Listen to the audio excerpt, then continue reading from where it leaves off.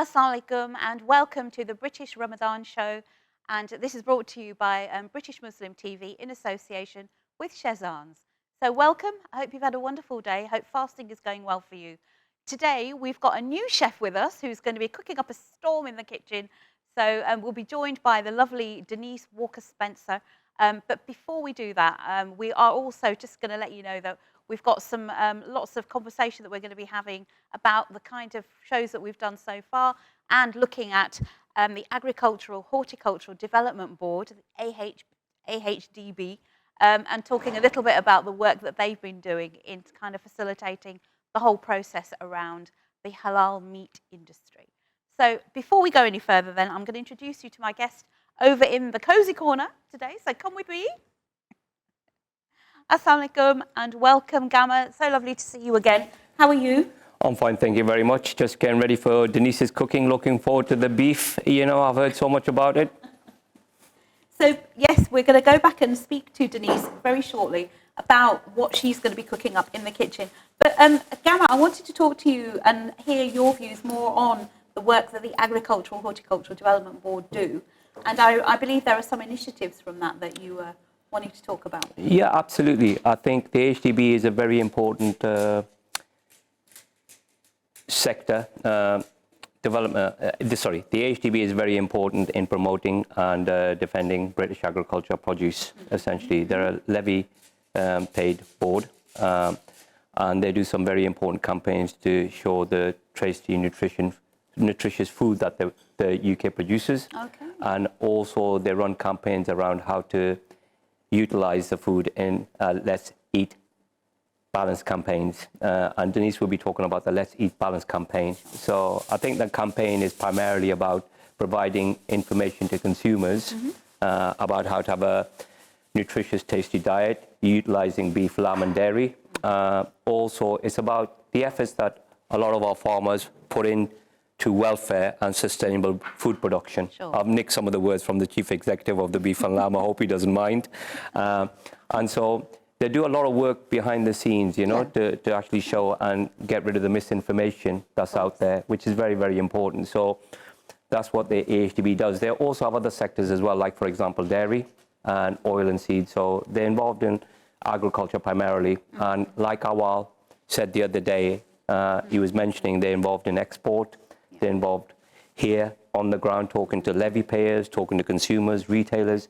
So involved in a number of fronts, and they do a fantastic bit of work informing consumers, you know, and they're independent, they're neutral, and the information they provide is key for making decisions about British agriculture. They also provide information to ministers, governments, so they play a key role, especially in the halal sector as well, where they provide a platform for stakeholders to come together to form such initiatives as HFIC, which is the Halal Food Information Center, which Sakib was talking about. Yes. So and also they're involved in research as well. You know, like Awal is a specialist in halal, and they look at the science behind implementing the principles that Sakib was talking about the other day as well. So they play a key role in a lot of areas, and I think the work that they do is unnoticed, which is why it's important to actually highlight them to the Muslim consumer, that look, there's all this work going on. And I think the Let's Eat Balanced campaign was launched in January. And they had the adverts going out. You probably saw it on TV, let's have a little bit of this and a little bit of that, you know. And so I won't steal Denise's thunder. I'll let her talk about that later on. With regards to the rest of the show, you probably heard us mention about the cutting session that AHDB did with our butchers in the Hayes counter. So hopefully we'll have some footage from there later on. Sorry, fire away. Otherwise, I'm going to just carry on talking and talking and talking and no questions. I think what we'll do then is let's have a look at what Denise is doing. Yeah, absolutely, yeah. And because I know that Denise is going to be cooking some really amazing food for us today. So Denise, hello. Hello. How are we doing? I'm very well, thank you. How are you? You know what? Even the setup and the fresh things that you've chopped, the aroma of that is making me feel like very close to food. Brilliant. So Denise, this is the ladies doing our thing on British Muslim TV on British Ramadan. So thank you so much for being here today. Oh, you're welcome. You're going to be doing a few recipes for us over the Yes, next couple of I'm days, here aren't you? tomorrow and on Thursday. Wonderful, So, wonderful. I'm sure there'll be something that everybody likes. Oh, you see that? You've given us that reassurance. We're buying into it. So, Denise, tell us a little bit about what you're making for us today. Well, what I'm doing today, I'm just putting this on. I'm doing a beef Massaman curry. Wow. Now, the Massaman curry comes from Thailand, so it's something different. It's really quick. You can do it in 20 minutes, I think. Really? That quick? Yeah. And it'll cook all the way through? Cause it will cook because what I'm using beef. I'm using sirloin beef. Ah, right, okay. And I'm cutting them into strips. Right. And when they're strips, they cook really quickly. It's like a stir fry, really. So I'm cutting them into strips like this. Right, yeah. So I've got some sirloin here that Brilliant. it's just the whole one here, and I'm going to cut it into strips. And then we've got some really nice flavours going on with this Massaman curry. We've got a Massaman curry paste. So what kind of things are in the paste? It's just spices. It's chilli. It's lots of different spices. Lemongrass. Oh, wonderful. It's lovely. It's I like really lemongrass. aromatic, but it's not too hot. But if you want it to be hotter, you can always put chilies and stuff in. So, you can pimp it up how you like it, really. How the family likes it. Yeah. But this is a really nice, quick dish that you can have after to break your fast, and it's healthy. It's full of protein. So you can see I'm cutting these into quite big strips. Well, sorry, thin strips, because they will cook quickly. So we've got the beef strips here, about a pound. So how much would you say that would be? This serves four people, because it's also got some new potatoes, which I've cut into small quarters. Again, they'll cook quickly. Yeah. We've got a red onion, but you can use an ordinary onion. I've got to garnish some unsalted peanuts. Brilliant. I've got the... And do you toast the peanuts first? You can do, but these are just raw, roasted. Right. Okay. But you can if you want to. I've got some Massaman curry paste, which is in a jar. I've got some coconut milk. Now, if you're really watching your weight, you can use reduced fat. Okay. But I've just got full fat. And if you've been fasting, then you probably need the extra calories. Exactly. I've got some fish sauce. I've got some crunchy peanut butter, because Malaysian cooking, they use a lot of peanut butter. Yes, exactly. And I've got some halal beef stock, only about 150 mils. So what we're going to do is we're going to just add the onions. As I said, you don't have to use red onion. You can use whatever onions you like. You can use shallots. You can even use spring onions. And I'm going to cook those down for, I've put about a teaspoon, 1 to 2 teaspoons of oil. You don't need that much oil because the Massaman has got oil in, the curry paste. So, but the beef is very lean. Yeah, so the beef is very lean. It's full of protein, which is what you need for when you're breaking your fast. And it's also a good source of B12, which helps to reduce tiredness and fatigue as part of a healthy, balanced diet. Sure. So red meat is really got some really good health attributes that we all buy into. So this is a really quick dish, as I said, for breaking your fast. So you just quickly... So how, the onions, so how much do you saute them, or are you browning them? About 1 to 2 minutes. Okay. They don't take that long. And then you add your beef and you cook your beef for 2 to 3 minutes. So they don't have to go like, when you're doing a curry, they go really dark brown. Like a ready brown. They don't have to. You can if your family likes them like that. You can do them like that. But for this, you don't really need to. So under a high heat. And then I'm going to add the beef. And I'm just going to stir fry them on a high heat for 2 to 3 minutes. Yeah. So you're not going to season them at this stage? No, because the Massaman curry paste has got all the flavours in. Right. If you wanted to, you could marinate it overnight with the paste, but I don't think you really need to. So what is it about frying onions, the fragrance of frying onions? I know. It just makes everyone salivate, doesn't it? Even if you think you're not hungry, when you smell frying onions, you suddenly it's feel just like, amazing. I could eat. Can you see it's starting to go brown? It needs to be on a high heat. Yeah. So and the meat's starting keep it moving. You don't have to use sirloin. You can use rump steak if you like. You can use lamb as well. It works really well with lamb leg steaks, boneless lamb leg steaks. If you do it the same like this, So there you go. So Denise, tell us what brought you to the field of cookery? Well, I was going to say, I don't look that old. But I did home economics. I did a degree in home economics, and I've got a master's in culinary arts. Amazing. So I've been at AHDB for nearly 20 years. Wow. So I develop all their recipes for campaigns, and our website, Simply Beef and Lamb. We have a halal area where you can find lovely recipes that are halal certified that I've developed. So yeah, this is what I do: recipe development, food photography, and gigs like this. This is your thing, isn't it? Oh gosh, yeah. I'm really at home with this. Well, we're really pleased to have you here, and already, Thank you know, you. your Can you see? It's starting to go brown, and then I'm going to add the curry paste. Yes. We only need a couple of tablespoons, 2 to 3 tablespoons. So this is the Massaman curry paste, is it? Yeah, Massaman curry paste. Yeah. You can actually make your own if you want to be, if you're quite a culinary chef at home. You can try and make it yourself, but it's really not worth it because you can really get some really good products out there. So, and like you say, you can add more spices. Yeah, if you want add more to, spices if you like. You know, you customise it to suit your family. And this is so quick. I mean, how long have I been doing this? About 8 minutes or something.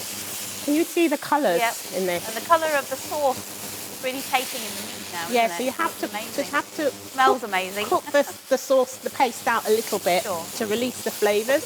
Yeah. So there you go. And then I'm going to turn this down. I'm going to add the coconut milk.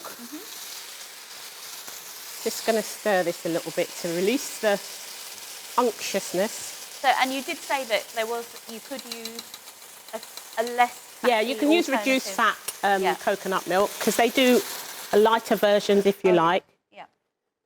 And then I'm going to add the halal fish stock. Sorry, not fish stock, beef stock. Yep. I'm just going to waste not, want not. Just that's me.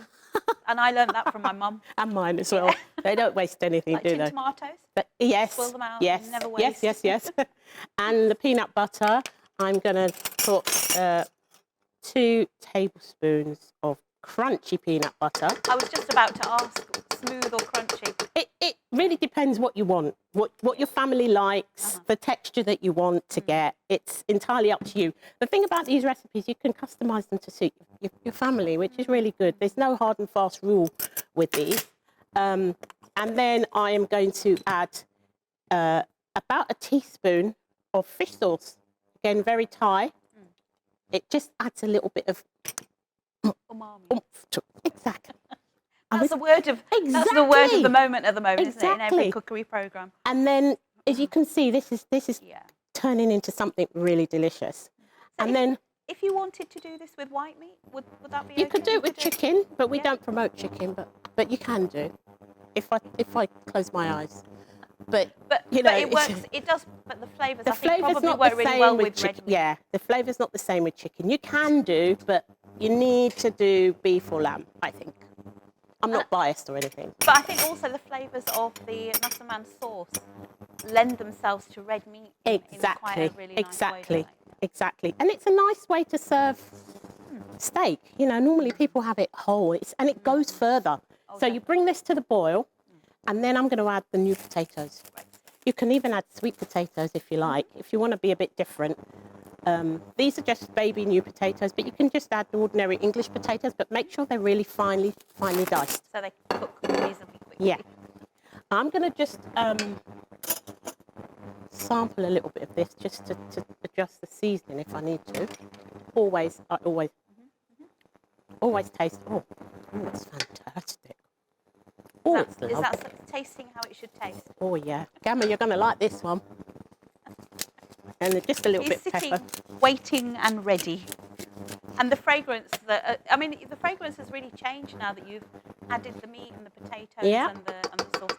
Anyway, we're going to be taking a short break now. We're going to head over to the Azan from London very shortly. But and then we'll be back. We'll be trying the wonderful food that Denise. We'll be trying the food that Denise is making, And we'll also then be asking Gamma a little bit more about what kind of work that we hoped will happen in the future. But Denise, thank you for showing us You're welcome. the recipe. You're welcome. That's wonderful. Okay then, so here we go. We're off to the Azan in London. So please stand by. We'll be back straight after this. Welcome back to the British Ramadan show, of course brought to you by British Muslim TV. We are live in the studio with Denise, who's cooking up a storm in the kitchen with a Massaman curry, and I've joined in the studio with our guest, Gamma from Shazans. So Gamma, how is it going? How has the month been so far for you?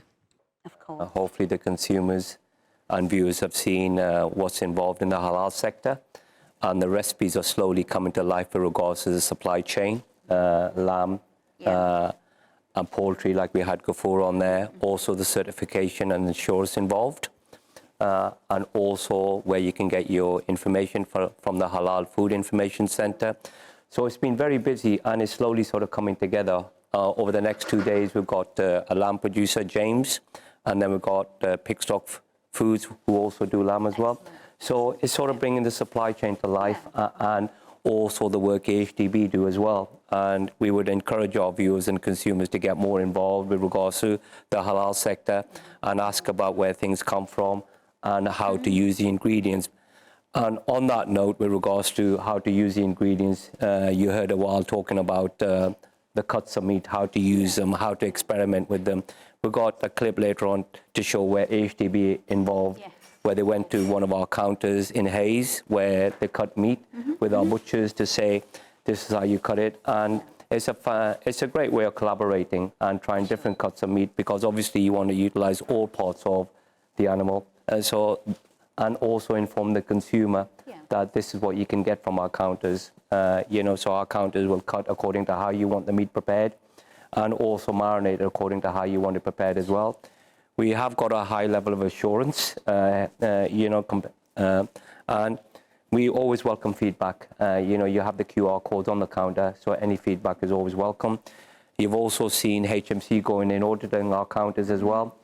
So, like I said, there's a lot of information out there, and all we would encourage is for the consumers to get involved. Yeah. Okay. And we've also taken the whole notion of what cuts of meat are available, brought it into the studio and demonstrated the recipes with those different cuts. So that's been kind of like really nice to see how you can use those particular recipes, how you can make them into very, very wonderful, tasty dishes in a very short amount of time. So that's been something that, I know I've had feedback on that people have really enjoyed. So we do look forward to your feedback. If you do try any of the recipes, do visit the website and drop us a line and let us know how you found them. I think today's recipe is going to be really good. Greg's been cooking up a storm as well in the kitchen and has provided us with some brilliant recipes. So, so Denise today is here in the studio. So, I'm so used to saying Greg, but I was just saying that Greg had also, done some really great recipes too. So Denise is here with us today in the next couple of days, and we look forward to trying the wonderful dishes that she's going to provide for us and make and demonstrate.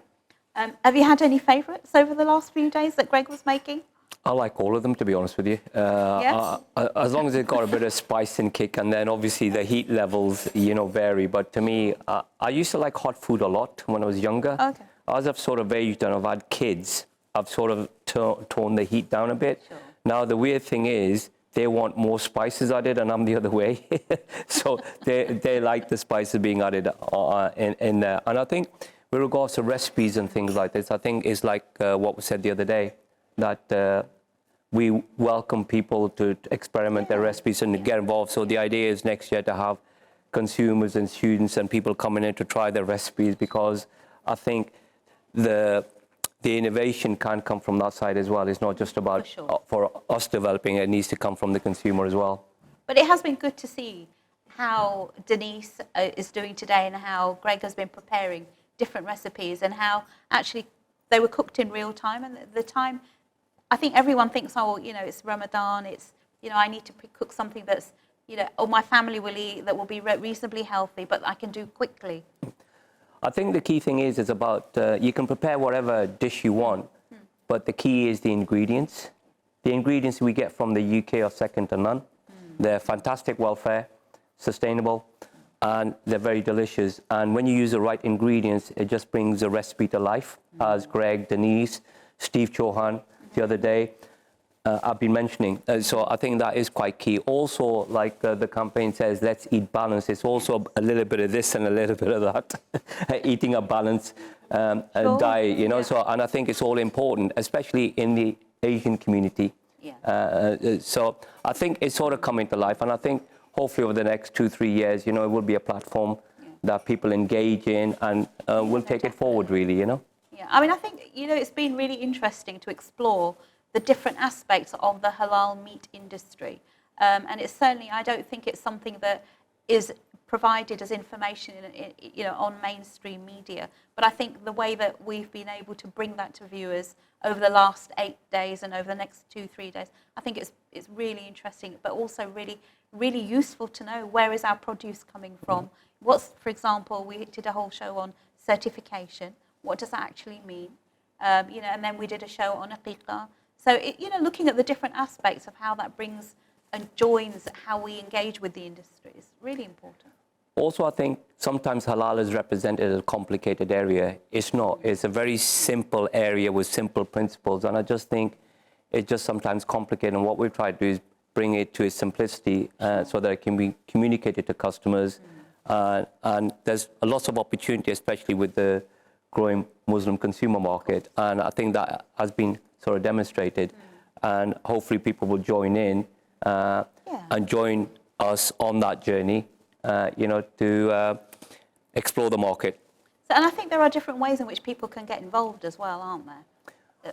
Absolutely. I think one of the ways to get involved is to go to the exhibitions like the Halal Food Festival guys were saying.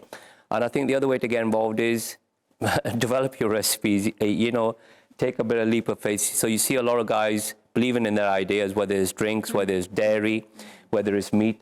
And you see a lot of innovation in this area when you go to these exhibitions. And they're second to none when it comes to innovation in the halal sector. Like, for example, Chaiwala, you know, you've got smash burgers, you've got so many going on. I could reel off a whole load of names when you go to these exhibitions. I'm And it's very tasty food. But the innovation is there. Yeah, And the notion of trend setting is there as well, isn't there? I mean, when you look at the amount of programs that are done basically in terms of recipes, cooking, it's just a totally different era. You know, when I was in Dubai, you know, people have still got this notion that, you know, England is about fish and chips. Okay, sorry, I'm just sorry, go on. stop you No, that's fine. Cheers. So the fast is open now in Wakefield and surrounding area. Yep. Cheers, thank you. Cheers. Yes, it is. It's really kind of like quite interesting to see how the sector is growing and developing. I mean, it's not just about fish and chips. There's a whole array of food coming out from Japanese, Korean. There's massive areas. So, and funnily enough, I love fish and chips as well. Don't get me wrong. You know, I need it once a week. I need my curry. I need my beef. I need my lamb. And there's a little bit of this, a little bit of that throughout the week. You know. So, and I think the entrepreneurship and the recipe development and everything is coming through. I think one of the things that would help is when new areas are coming through, they always start off in a niche place or a restaurant, and then they sort of become bigger as time sort of goes on. It just takes a bit longer for them to develop. Like, for example, yesterday we saw at the Halal Food Festival, the Jamaican cuisine, you know, the restaurants, and these sort of things take time, but they will develop and they will come. I think what was really lovely about Vanessa and Oscar yesterday was they were launching their own line of patties. Yes. And they were in all the different, they did lamb, mutton, chicken, but they also did a vegetarian one. Absolutely. You know, so they thought about everything, and of course they were halal. I think the key thing to sort of mention, and it highlighted yesterday, was that a Muslim consumer still can't get what they want in retail, and that area is still developing. I mean, it's improved dramatically from like 10 years ago, yet still, when it comes to it, there's still a challenge to get the areas sort of represented in the communities and what people want to eat in them areas. And I think that will evolve as time goes on. So Gamma, would you see that as an opportunity? Because there is there's clearly still areas of the market that are not being tapped into, and a lot of innovation that can still happen. What are your thoughts on that?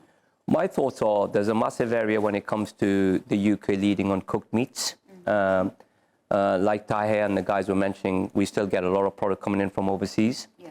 So there's opportunities here in the UK to get cooked meats. There's other areas like further on down the line, like for example, pizzas, ready meals, sandwiches, but I think they're further on down the line. You get sandwiches in the area, but not mainstream. There's also things like samosas, like Chaiwala does samosas, like you get chaat. They're not mainstream what they are, they're in specialist areas. Sure. And and I think they will become mainstream. Like if you go, for example, like Manchester and you walk down the road, you just get a totally different feel. Of course, yeah. So I think there is so much that is still evolving in that industry. But I wanted to, sort of like ask you what you thought about things like the Halal Food Festival, because obviously it brings a lot of different stakeholders under one roof.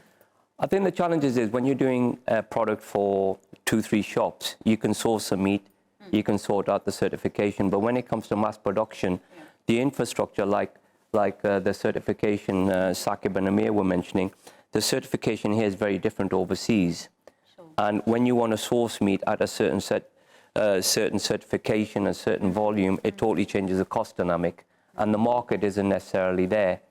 Once a market is more mature, then you can develop that. And so it's always trying to bring products that meet the requirements. For example, like Saqib was saying, you can't produce halal according to the certifiers where pork is being produced. Yeah. So until you got the massive scale of production and it's happening, then you can sort the supply chain and structure out. So that's why you have to start slowly and build the volume with time. And there's got to be a market there, because when you're trying to compete with a product from overseas, which doesn't always have the same certification or doesn't follow the British Halal Charter, it's a totally different structure and a totally different cost base. So when you're trying to do the same product certified with ingredients done properly, it's more expensive. And rightly or wrongly, the consumer always shops with their eyes and price. And so therefore, I think that is changing, because people want to know where their food's from, what they're paying for. And so that will change gradually with a period of time. And so therefore, it will be more of a balanced approach. No, I get that. So you've talked a lot about the cutting side of things. So let's take a look at a short video that we have, which looks at the AHDB side of things and one of the Shazan counters and the cutting process. Thank you. Hi, I'm Martin Eccles. I am AHDB's Trade Butchery Manager. Welcome to British Ramadan 2024. So I'm here, I'm going to do a bit of a demonstration with you. I'm with Qasim. Taskin. So today we're going to talk to you about some British lamb. So this here is a full lamb, and what we would traditionally get, it would come to us as a 6-way cut. And when we say 6-way cut, that means 2 legs, 2 shoulders, and then we have the middle, so the loin and the breast, the loin and the breast, okay? And we're going to talk to you today about how we can actually utilise the carcass, how we can look at doing some different recipes. So we've got some recipes that we're going to talk about. We've got the legs, and I'll talk to you about how we can do them for a roast, how we can do them for steaks, the chops, which we can marinate, we can barbecue, we can grill, or do them in the oven. And then we have some shoulder cuts, and we'll look at doing some different cuts with the shoulder. So what I suggest we do is we now look at what we can actually do with some of the cuts. So I suggest that we do the leg first. Yeah. So if you gents, if you can get rid of these for me, leave me the legs. No problem. There we go. Where you come in, thank you. So essentially, we'll do we'll do one leg there. So this is your whole leg. So we're looking at it this way.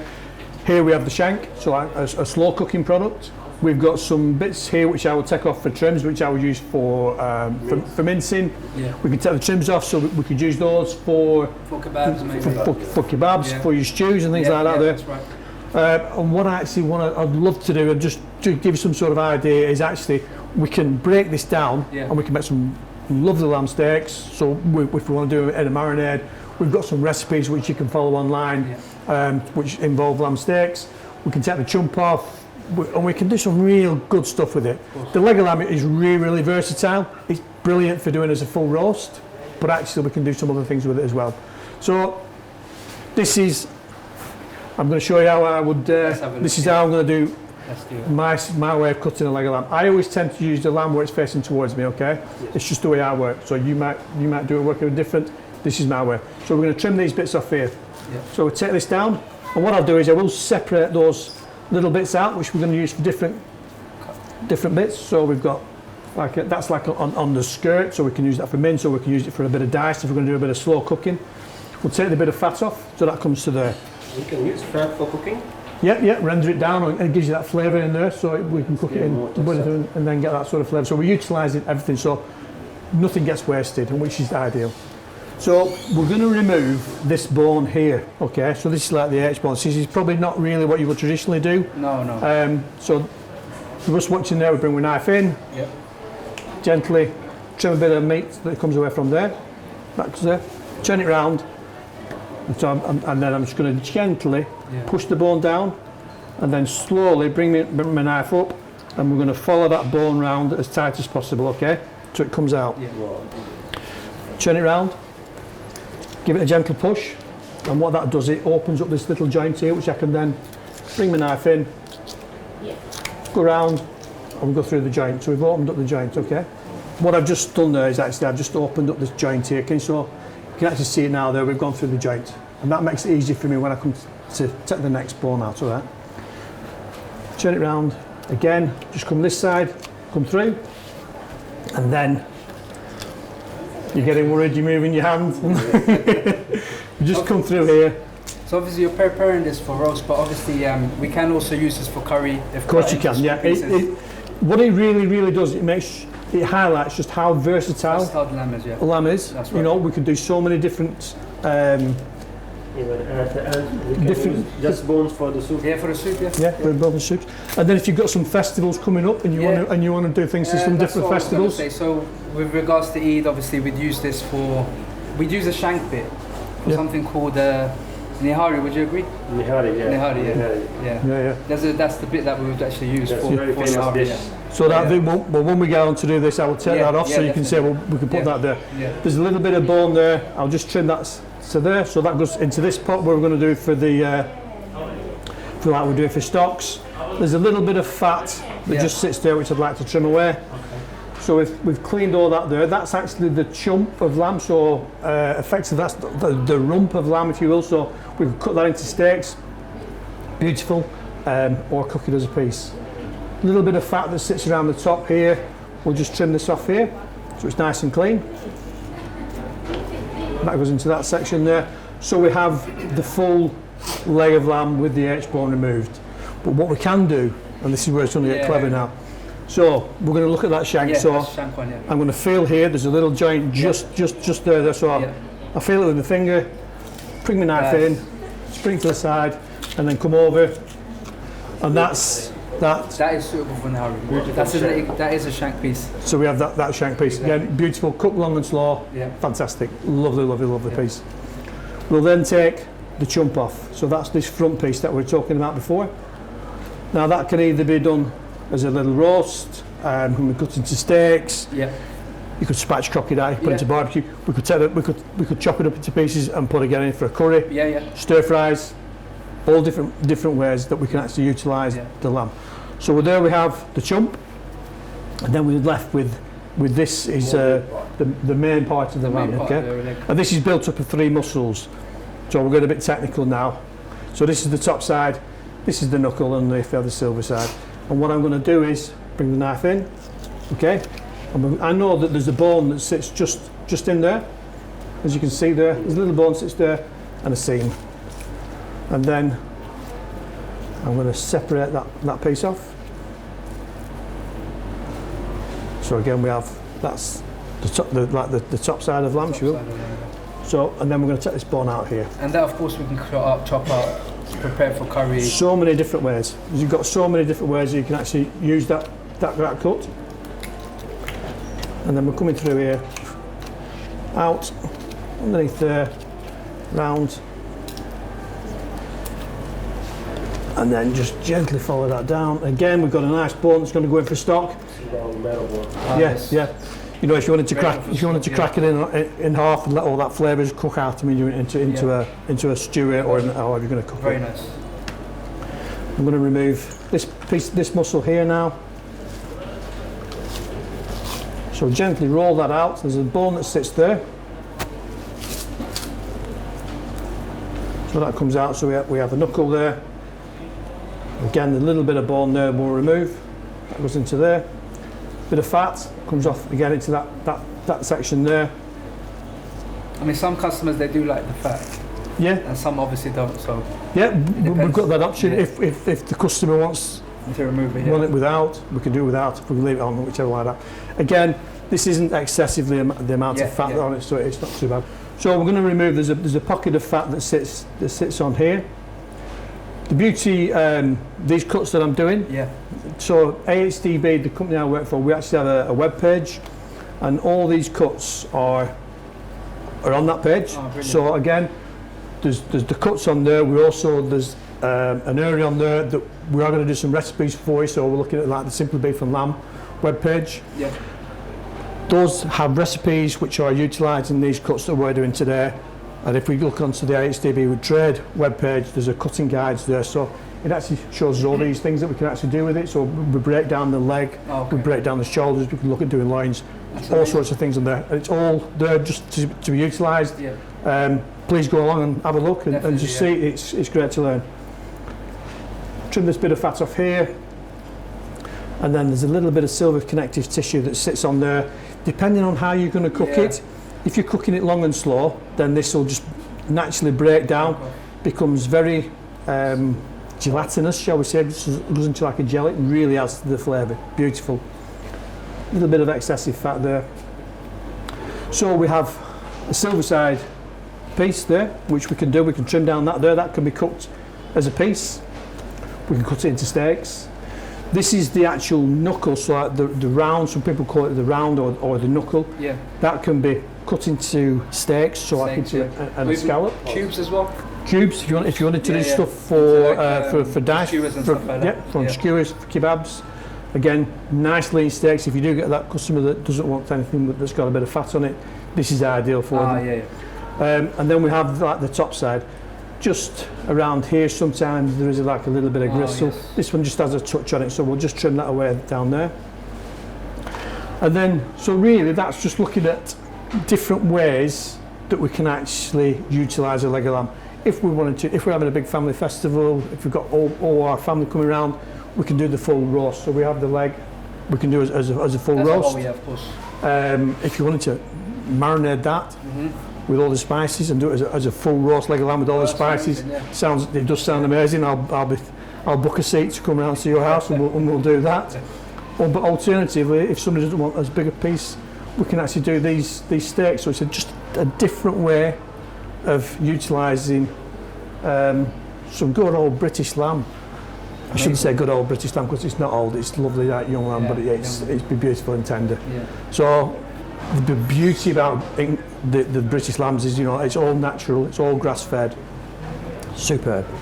But I was just going to, just before we were going to the video, I was just going to also ask you if perhaps it was a good opportunity to just remind viewers about the charter.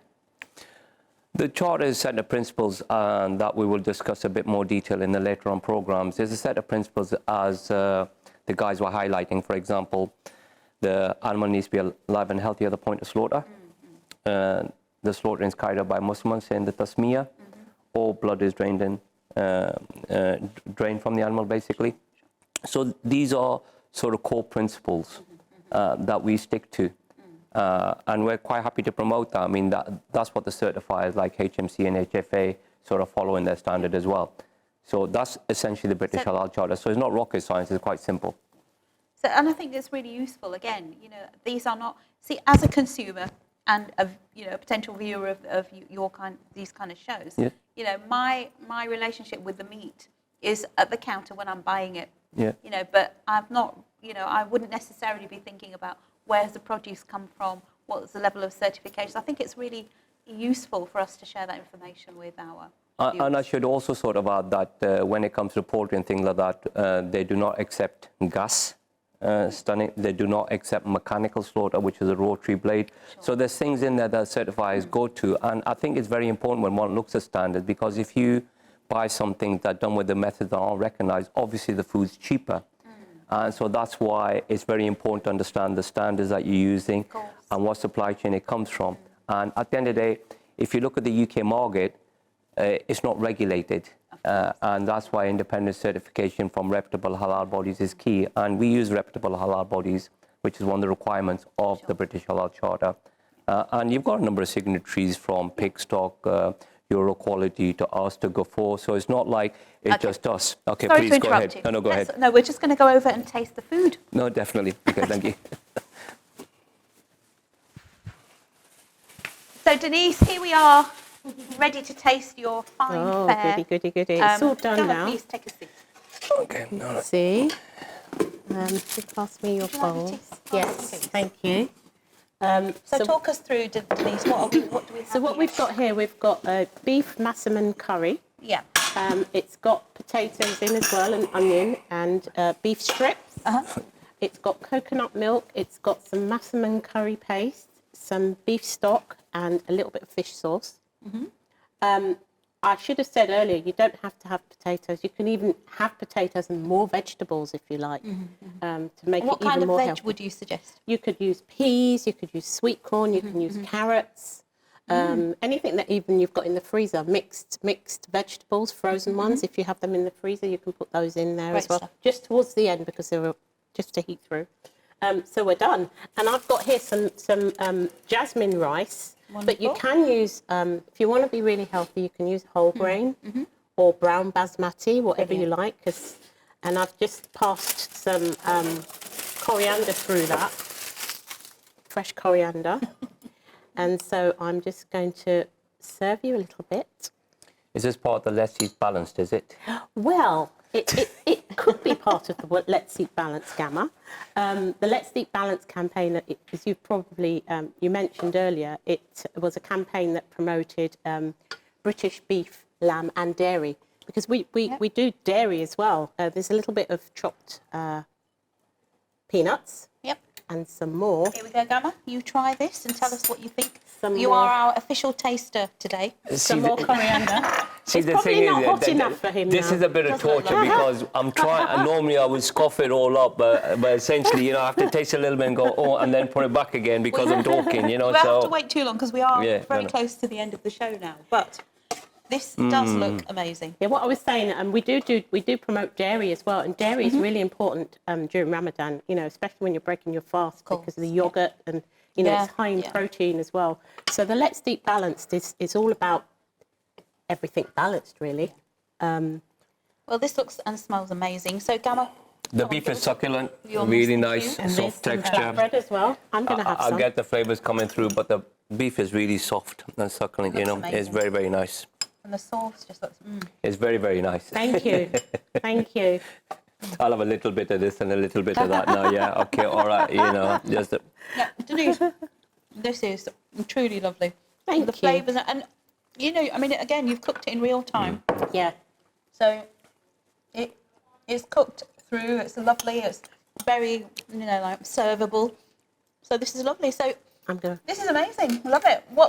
Do you know what you might be looking at tomorrow? We're still in the Thai area. Thai lamb burgers with lamb mince. Thailand. I'm burgers, trying to wonderful. introduce some different flavours for everybody because, which I think is really Muslims are global.